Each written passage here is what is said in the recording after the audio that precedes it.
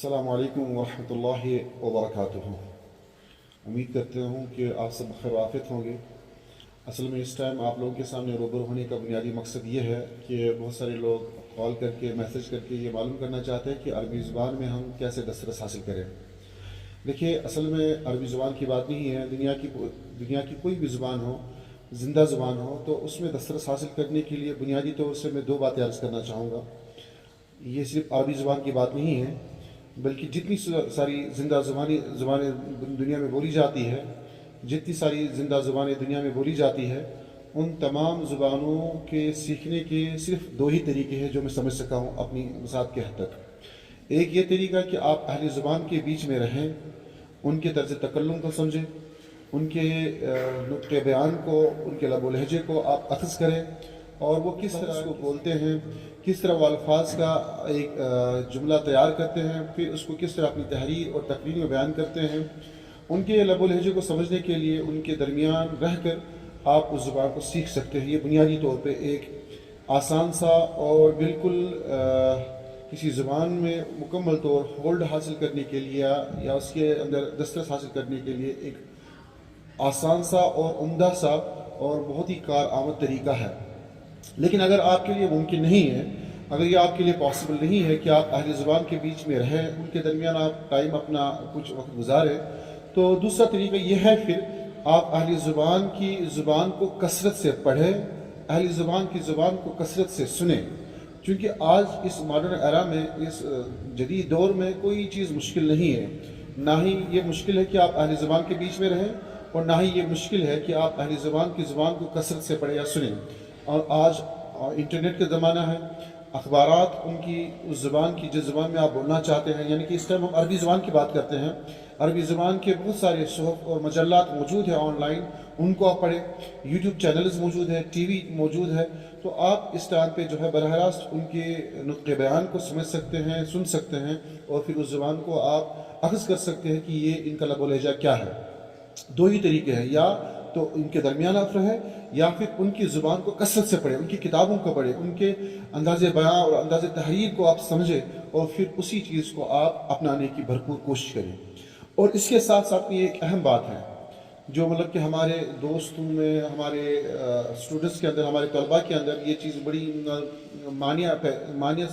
बड़ी ऑब्स्टिकल या बड़ी रुकावट साबित होती है। वो ये बात है कि लोग या स्टूडेंट्स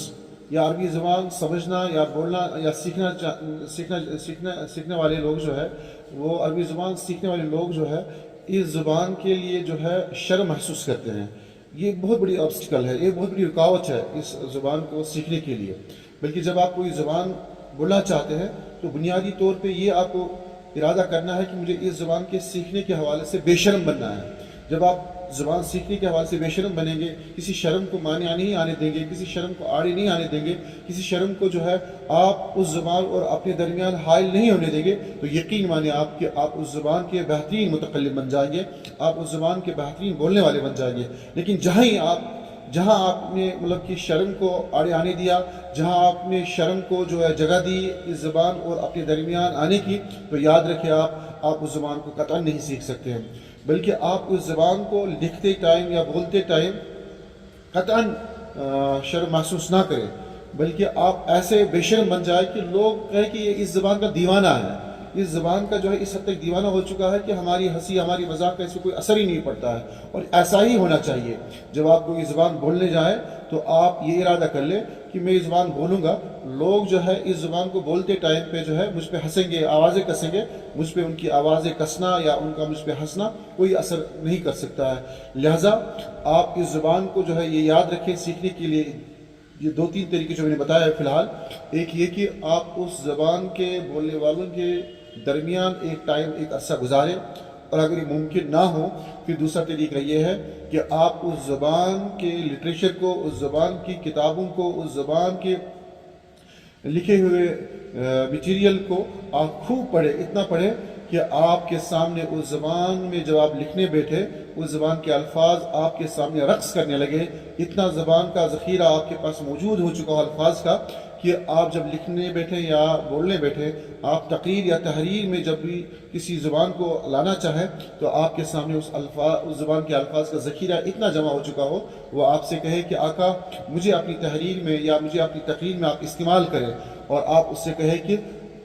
آپ سائڈ میں ہو جاؤ، تم سے بہترین الفاظ میرے پاس موجود ہے، جب تمہاری باری آئے گی، جب تمہارا ٹائم آئے گا استعمال کرنے کا تو میں آپ کو اپنی تحریر میں یا اپنی تقریر میں استعمال کر لوں گا۔ یہ کب ہوگا؟ جب آپ اس زبان کو کثرت سے پڑھیں گے۔ ادروائز اگر آپ صرف خواب و خیالوں میں جو ہے اس زبان کو کسی زبان کو سیکھنا چاہیں گے تو ایسا ممکن نہیں ہے۔ تو میں امید کرتا ہوں کہ آپ ان چند گزارشات کو سنیں گے اور سمجھنے کی کوشش کریں گے، اور پھر اہم بات یہ کہ اس پہ عمل پیرا ہونے کی بھرپور کوشش کریں گے۔ شکریہ، مع السلام، السلام علیکم ورحمۃ اللہ وبرکاتہ۔